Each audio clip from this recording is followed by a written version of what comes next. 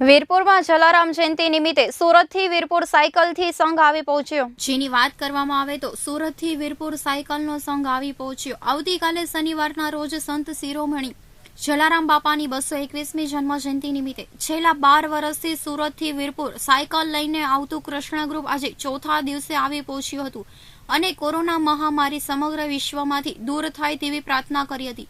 જ્યાં ટુકડો ત્યાં હરી ટુકડોને જીવન મંત્ર બનાવનાર પૂજ્ય જલારામ બાપાના શનિવારના રોજ 221મી જન્મ જયંતિ છે। ગયા વર્ષે બાપાના અન્નક્ષેત્રને 200 વર્ષ થતા અન્નક્ષેત્ર મહોત્સવ રંગે ચંગે યોજાયો હતો। ચાલુ વર્ષે કોરોના મહામારી હોય પૂજ્ય બાપાની જન્મ જયંતિ નિમિત્તે જેથી સાદાઈથી ઉજવવામાં આવશે તેમજ સુરતથી વીરપુર નીકળતા પૂર્વે તમામ સભ્યોના કોરોના ટેસ્ટ કરાવેલ અને સેનિટાઈઝર માસ્ક સાથે લઈને તેમજ સોશિયલ ડિસ્ટન્સના નિયમોનું પાલન કરતા નીકળ્યા હતા।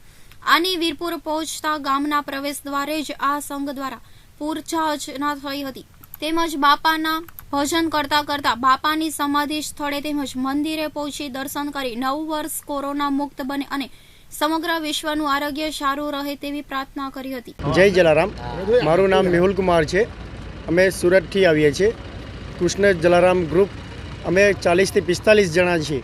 જેમ કે બાપાને એટલી અમારી પર શ્રદ્ધા છે તેથી જલારામ જયંતિ પર દર વર્ષે અમે વીરપુર આવીએ છીએ ને આજે અમે 45 થી 50 જણા વીરપુર ઉપર અત્યારે પહોંચ્યા છે ને આટલી કોરોનાની મહામારી પર પણ અમને કોઈને તાવ કે શરદી થવા વગર અમે અહીંયા પહોંચ્યા છીએ। જય જલારામ।